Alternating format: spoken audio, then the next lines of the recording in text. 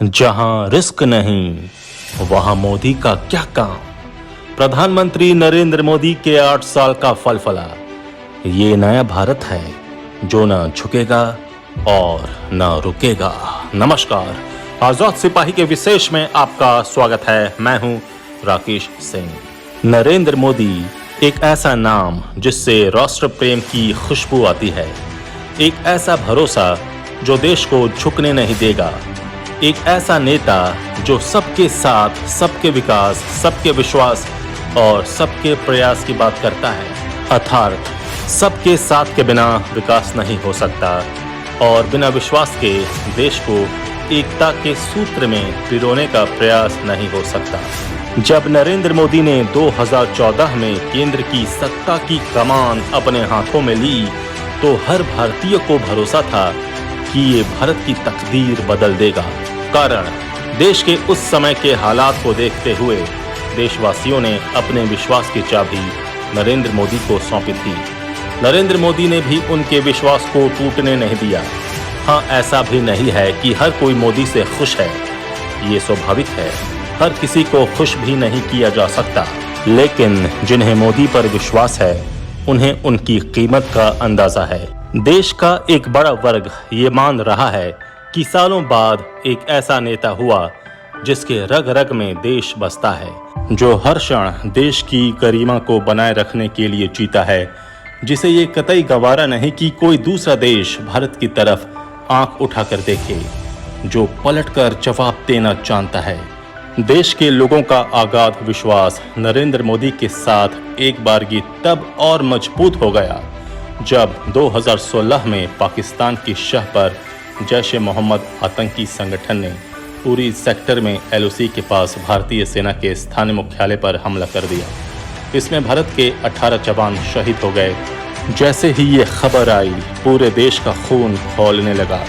हर एक देशवासी के मुंह से निकला, बहुत हो गया, अब बस और नहीं। PM ने देश की ये भावना समझी और सिर्फ इतना कहा कि आतंकवादियों ने बहुत बड़ी गलती कर दी है। देश भरोसा रखे, हम हिसाब लेंगे। लोगों को भी लगा कि जब मोदी ने कहा है तो निश्चित होगा, और वो सुबह भी आई जब सोकर उठने के बाद देशवासियों को ये समाचार मिला कि भारतीय जवानों ने पाकिस्तान में घुसकर ऐसा शौर्य दिखाया है, मात्र 4 घंटे में ही आतंकियों का काम तमाम कर दिया। पाकिस्तान के कब्जे वाले कश्मीर में भारतीय सेना ने ऐसी तबाही मचाई कि पाकिस्तान सिहर गया। इस घटना के बाद पूरी दुनिया को ये मैसेज गया कि ये नया भारत है, ये मोदी है जो भारत की तरफ आंख दिखाने वालों को घर में घुसकर मारता है। नरेंद्र मोदी सरकार के 8 साल पूरे हो गए हैं। इन 8 सालों में मोदी सरकार ने कई ऐसे ऐतिहासिक फैसले लिए जिससे देश की जनता का उनके ऊपर विश्वास दिन पर दिन प्रगाढ़ होता जा रहा है।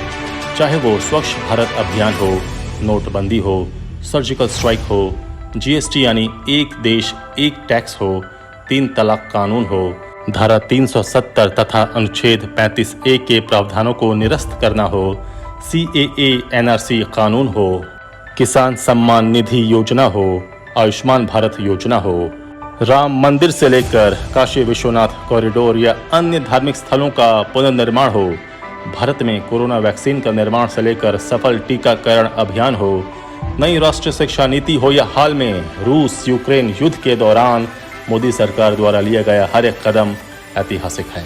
नरेंद्र मोदी के सुशासन के 8 साल, उनके द्वारा देश हित में लिए गए फैसले और जनता की उस पर मुहर के बारे में बता रहे हैं आजाद सिपाही के विशेष संवाददाता राकेश सिंह।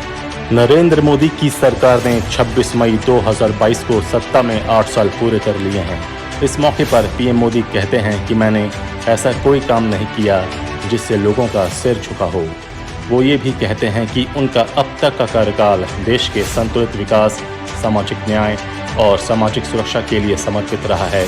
इन 8 सालों में गरीबों की सेवा, सुशासन, महिला सशक्तिकरण और गरीबों के कल्याण को सर्वोच्च प्राथमिकता दी गई है। सबका साथ, सबका विकास, सबका विश्वास और सबका प्रयास के मंत्र पर चलकर हमने देश के विकास को नई गति दी है। UPA 2 के शासनकाल के बाद 2014 के चुनाव में देश की जनता परिवर्तन चाहती थी, उसने किया। वहीं 2019 के चुनाव में उसने उस परिवर्तन पर मुहर लगाई।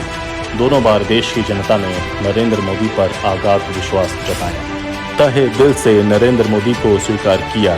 दरअसल 2014 के बाद 2019 की जीत नरेंद्र मोदी द्वारा उनके पहले कार्यकाल में लिए गए फैसलों पर मुहर थी।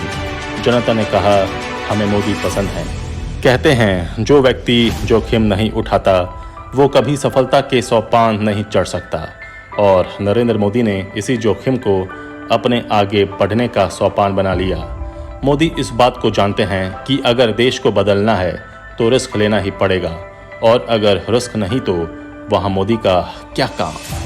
एक नज़र नरेंद्र मोदी द्वारा लिए गए उन ऐतिहासिक फैसलों पर जिसने देश की दशा और दिशा बदल दी। स्वच्छ भारत अभियान, जब नरेंद्र मोदी ने खुद थामा झाड़ू। पीएम मोदी की सबसे महत्वाकांक्षी योजनाओं में से एक है स्वच्छ भारत अभियान। इसकी शुरुआत उन्होंने 2 अक्टूबर 2014 में की थी। उनकी इच्छा थी कि 5 साल के शासन में वो अपने स्वच्छ भारत के लक्ष्य को पूरा कर लें, ताकि साल 2019 में महात्मा गांधी की 150वीं जयंती पर उन्हें श्रद्धांजलि दी जा सके। उस समय देशवासी अवाक रह गए जब प्रधानमंत्री मोदी ने दिल्ली के मंदिर मार्ग पुलिस स्टेशन के पास खुद झाड़ू उठाकर स्वच्छ भारत अभियान की शुरुआत की। इसके बाद वो वाल्मीकि बस्ती पहुंचे और वहां भी साफ सफाई की और कूड़ा उठाया। देश के लोगों को मोदी उस समय और पसंद आए जब उन्होंने सफाई कर्मियों के पांव खुद अपने हाथ से पखारे और उन्हें इज्जत बख्शी। उन्होंने इस अभियान को जन आंदोलन बनाते हुए देश के लोगों को मंत्र दिया था, ना गंदगी करेंगे ना करने देंगे। ये प्रधानमंत्री नरेंद्र मोदी का ऐसा क्रांतिकारी कदम था जिसने देश के बच्चों से बूढ़ों तक को प्रेरित किया। मोदी ने एक और नारा दिया, पहले शौचालय फिर मंदिर। हालांकि कांग्रेस ने इस नारे का खूब मजाक उड़ाया, लेकिन देश के लोगों ने इसे अपने सिर आंखों पर बिठा लिया। आज से 8 साल पहले जब प्रधानमंत्री मोदी ने इस अभियान की शुरुआत की थी, उस समय केवल 10 में से 4 घरों में शौचालय थे। बहुत से लोग ये मानते थे कि घर में शौचालय ना भवाना। लेकिन आज की स्थिति यह है कि लड़कियां कहने लगी हैं, जिस घर में शौचालय नहीं वहां हम नहीं करेंगे शादी। नोटबंदी, जब देश में काला धन का मुद्दा तूल पकड़ रहा था, तब 2016 में अचानक रात 8 बजे प्रधानमंत्री नरेंद्र मोदी टेलीविजन पर आते हैं और कहते हैं कि आज रात 12 बजे से 500 और 1000 के नोट बंद। देश में हड़कंप मच गया। कांग्रेस और वामपंथी दलों ने इसे देश हित के खिलाफ माना। इसमें कोई दो राय नहीं कि नोटबंदी से लोगों को परेशानी हुई, लेकिन देश हित में ये फैसला भी जरूरी था। तभी तो नोटबंदी के दौरान पुराने नोटों के बंडलों को नदी तालाब में तैरता पाया जाने लगा। ये काला धन ही तो था। इस दौरान कई बैंकों के अधिकारी और काले धन के दलालों को पकड़ा भी गया। भारत का गरीब नोट का तमाशा देख दंग था कि भारत में इतना धन है। इस फैसले को कांग्रेस ने एक बड़े हथियार के रूप में देखा। खुद राहुल गांधी मैदान में उतर गए और उन्होंने नोटबंदी को फेलियर बताया, लेकिन जनता ने नरेंद्र मोदी के इस फैसले को हाथों हाथ लिया। जनता बोली, देश में अगर परिवर्तन चाहिए तो कुछ कुर्बानी उन्हें भी देनी होगी। सच में ये बहुत रिस्की फैसला था, लेकिन जिस काम में रिस्क न हो फिर वहां नरेंद्र मोदी का क्या काम। Surgical strike PM Narendra Modi के लिए वो टर्निंग पॉइंट था जिसमें जनता ने खुद आगे बढ़कर ये कहा कि वो मोदी के साथ हैं। इसने मोदी के बारे में देशवासियों के दिल में ये विश्वास बढ़ाया कि ये मोदी का भारत है, ये नया भारत है जो पाकिस्तान को उसके घर में घुसकर मारता है। इस स्ट्राइक ने पूरी दुनिया की सुर्खियां बटोरी थीं। एक नज़र सर्जिकल स्ट्राइक पर। 18 सितंबर 2016 को उरी में पाकिस्तान की शह पर जैश-ए-मोहम्मद आतंकी संगठन ने भारतीय सेना के जम्मू कश्मीर मुख्यालय पर हमला कर दिया था। उस हमले में 18 जवान शहीद हो गए थे। देश गुस्से में था और हर एक देशवासी पाकिस्तान से बदला चाहता था।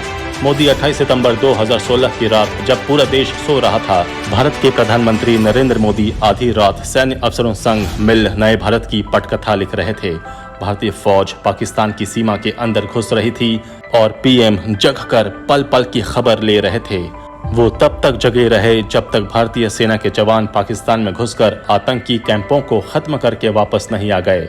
29 की सुबह देश के लिए एक नया सवेरा लेकर आया। सोकर उठते ही देशवासियों को गौरवान्वित करने वाला यह संदेश मिला कि भारतीय सेना पाकिस्तान में घुसकर आतंकी कैंपों को ध्वस्त कर चुकी है। सर्जिकल स्ट्राइक से दुनिया को यह संदेश गया कि ये नया भारत है जो न झुकेगा और न ही रुकेगा, घर में घुसकर मारेगा। हालांकि देश में तब भी राहुल गांधी और अरविंद केजरीवाल नरेंद्र मोदी से सर्जिकल स्ट्राइक का सबूत मांग रहे थे, जब देश का बच्चा बच्चा इस बात से वाकिफ हो चुका था कि किस तरह हमारे देश के जवानों ने अपने शौर्य का प्रदर्शन करते हुए पाकिस्तान को मुंह तोड़ जवाब दिया है। जीएसटी, एक देश एक टैक्स। मोदी सरकार के लिए जीएसटी कानून पास कराना काफी चुनौतीपूर्ण था। केंद्र के इस फैसले की गिनती भी मोदी सरकार के सबसे बड़े फैसलों में होती है। देश में जीएसटी 1 जुलाई 2017 को लागू हुआ था। मोदी ये चाहते थे कि एक देश में एक टैक्स सिस्टम हो। इसके खिलाफ भी कांग्रेस ने देश में एक अजीब माहौल बनाया। राहुल गांधी ने इससे गब्बर टैक्स की संज्ञा दे डाली। उनके आह्वान के बाद जीएसटी को लेकर देश के कई हिस्सों में व्यवसायी आंदोलन पर उतर गए। उन राज्यों में इसका ज्यादा विरोध हुआ और अब भी हो रहा है जहां गैर भाजपा सरकार है। ऐसे में मोदी सरकार के लिए जीएसटी कानून लाना और लागू करना काफी टफ रहा है। लेकिन अगर ये फैसला टफ नहीं रहता और देश हित में नहीं होता तो मोदी का क्या काम। आज इस टैक्स से मिले पैसों को विकास के काम में लगाया जा रहा है। 3 तलाक कानून। अपने दूसरे कार्यकाल में मोदी सरकार की सबसे महत्वपूर्ण राजनीतिक उपलब्धियों में से एक संसद में 3 तलाक विधेयक का पारित होना रहा। ये एक ऐसा कानून है जिसने तत्काल 3 तलाक को एक आपराधिक कृत्य बना दिया। 3 तलाक कानून का उद्देश्य मुस्लिम महिलाओं को सशक्त करने के साथ साथ इस कुप्रथा पर रोक लगाना था। मोदी सरकार का 3 तलाक पर कानून लाने का फैसला भी काफी विवादों में रहा, लेकिन एक बड़े वर्ग ने इसका समर्थन किया। 3 तलाक कानून संसद में पास कराते समय पीएम मोदी का नजरिया बिल्कुल साफ था। उन्होंने संसद में कहा भी था कि उनका यह कदम भारत के इतिहास में हमेशा याद किया जाएगा। कानून पारित होने के बाद पीएम ने कहा था, आज करोड़ों मुस्लिम माताओं बहनों की जीत हुई है और उन्हें सम्मान से जीने का हक मिला है। सदियों से 3 तलाक की कुप्रथा से पीड़ित मुस्लिम महिलाओं को आज न्याय मिला है। नरेंद्र मोदी का यह फैसला भी बहुत रिस्की था। एक बड़ा वर्ग था जो इसके विरोध में था, लेकिन आधी आबादी नरेंद्र मोदी के साथ खड़ी थी। क्योंकि ये फैसला देश हित में था, सो नरेंद्र मोदी को ये रिस्क लेना ही था। धारा 370। देश में एक अनोखा वर्ग है जिसे मोदी के हर काम से आपत्ति होती है। धारा 370 के बारे में भी ये वर्ग नरेंद्र मोदी को धमकी देता था। अगर धारा 370 कश्मीर से हटेगी तो वहाँ खून की नदियाँ बह जाएंगी, वगैरह वगैरह। असदुद्दीन ओवैसी जैसे लोग तो मोदी का मजाक उड़ाते थे कि ये हो ही नहीं सकता। फारूक अब्दुल्ला जैसे लोग देश में डर का माहौल बना रहे थे, जबकि जम्मू कश्मीर से धारा 370 हटाने की मांग काफ़ी लंबे समय से उठती आई थी। लेकिन ये मसला हर बार टलता ही रहा। लेकिन नरेंद्र मोदी की सरकार ने अपने चुनावी वायदों को पूरा करते हुए इस फैसले को लिया और ये फैसला अब तक का सबसे बड़ा फैसला माना जा रहा है। जब नरेंद्र मोदी ने दूसरी बार देश की बागडोर संभाली तो उन्होंने 5 अगस्त 2019 को एक बड़ा कदम उठाते हुए जम्मू कश्मीर के लिए विशेष रूप से बनाई गई धारा 370 तथा अनुच्छेद 35A के प्रावधानों को निरस्त कर दिया। कश्मीर से इस अनुच्छेद को हटाने के लिए भाजपा ने सरकार में आने से पहले अपने घोषणा पत्र में इसकी घोषणा भी की थी। सरकार बनने के बाद मोदी सरकार ने अपने दूसरे कार्यकाल में जम्मू कश्मीर से अनुच्छेद को हटाया और इसे केंद्र शासित प्रदेश का दर्जा दिया। इसके अलावा लद्दाख को एक अलग केंद्र शासित प्रदेश के रूप में घोषित किया। उस समय तो कुछ लोगों ने उसका बहुत विरोध किया, लेकिन अब लग रहा है कि उसका आतंकी संगठन कैसे दुरुपयोग कर रहे थे और उसका हटना कितना जरूरी था। CAA NRC कानून। मोदी सरकार द्वारा लिए गए फैसले में CAA कानून लाने को लेकर एक बेहद लंबा विवाद चला। नागरिकता संशोधन कानून को केंद्र सरकार ने वर्ष 2019 में संसद में पास किया था। इस बिल का उद्देश्य पाकिस्तान, बांग्लादेश और अफगानिस्तान से आए 6 समुदायों हिंदू, ईसाई, सिख, जैन, बौद्ध तथा पारसी के शरणार्थियों को भारत की नागरिकता देना है। CAA कानून राष्ट्रपति की मंजूरी मिलने के बाद 10 जनवरी 2020 से लागू हो गया है। इस कानून को लेकर विरोधियों द्वारा शाहीन बाग में एक लंबा विरोध प्रदर्शन चलाया गया था। दरअसल कानून के तहत केवल 6 शरणार्थी समुदायों को भारत की नागरिकता देने का प्रावधान है और इसमें मुस्लिम समुदाय को बाहर रखा गया है। इसके पीछे तर्क ये दिया गया है कि पाकिस्तान, बांग्लादेश और अफगानिस्तान में मुस्लिम आबादी बहुसंख्यक है। हालांकि राष्ट्रव्यापी नागरिक रजिस्टर NRC और नागरिकता संशोधन अधिनियम CAA के विरोधी दावा करते हैं कि जो दस्तावेज प्रदान करने में असमर्थ होंगे उनकी नागरिकता रद्द कर दी जाएगी। जबकि यह कानून किसी की नागरिकता नहीं छीनता, प्रदान करता है। किसान सम्मान निधि योजना पीएम किसान योजना 1 दिसंबर 2018 से लागू हुई थी। ये योजना किसानों के लिए मोदी सरकार की सबसे बड़ी योजनाओं में से एक है। इस योजना के तहत सभी पात्र किसान प्रति वर्ष 6,000 रुपए की वित्तीय सहायता प्राप्त करने के योग्य हैं। राशि हर 4 महीने में 2-2 हजार रुपए की 3 समान किश्तों में सीधे बैंक खाते में जमा की जाती है। कोरोना महामारी के बीच ये योजना किसानों के लिए वरदान साबित हुई। केंद्र सरकार पीएम किसान सम्मान निधि योजना के तहत किसानों की आय बढ़ाने के लिए लगातार कोशिश कर रही है। आयुष्मान भारत योजना को नरेंद्र मोदी सरकार द्वारा अप्रैल 2018 में शुरू किया गया था। कोरोना महामारी के बीच मोदी सरकार की आयुष्मान योजना भी गरीबों के लिए वरदान साबित हुई है। केंद्र सरकार द्वारा आयुष्मान योजना के तहत 10 करोड़ गरीब परिवारों को 5 लाख रुपए का सालाना मुफ्त स्वास्थ्य बीमा दिया जा रहा है। इस योजना के अंतर्गत प्रत्येक परिवार को 5 लाख रुपए का हेल्थ इंश्योरेंस प्रदान किया जाता है। आयुष्मान भारत योजना के तहत 1600 से ज्यादा रोगों का इलाज सूचीबद्ध अस्पतालों में दाखिल होने पर बिल्कुल निःशुल्क किया जाता है। इसका भी शुरू में कुछ गैर भाजपा शासित राज्यों ने विरोध किया था। भारत में कोरोना वैक्सीन का निर्माण और सफल टीकाकरण अभियान एक वक्त था जब महामारी या अन्य घातक बीमारियों से निपटने के लिए भारत दूसरे देशों पर आश्रित रहा करता था। लेकिन मोदी राज में देश ने महामारी की वैक्सीन का सफल निर्माण और सफल टीकाकरण अभियान भी देखा। कोविड-19 के खिलाफ भारत का टीकाकरण अभियान दुनिया का सबसे सफल और सबसे बड़े टीकाकरण कार्यक्रमों में से एक है। जिस प्रकार से नरेंद्र मोदी की सरकार ने कोरोना से दो हाथ किए और जनता ने उन पर अपना भरोसा दिखाया, आज भारत में कोरोना चारों खाने चित पड़ा हुआ है। देश में कोरोना महामारी के खिलाफ 2020 में शुरू किए गए देशव्यापी टीकाकरण अभियान का लाभ आज देश में करीब सभी लोगों को प्राप्त हो चुका है। नरेंद्र मोदी का यह फैसला विश्व में भारत की ताकत और हुनर को प्रदर्शित करता है। रूस और यूक्रेन युद्ध के दौरान मोदी सरकार पसोपेश में थी।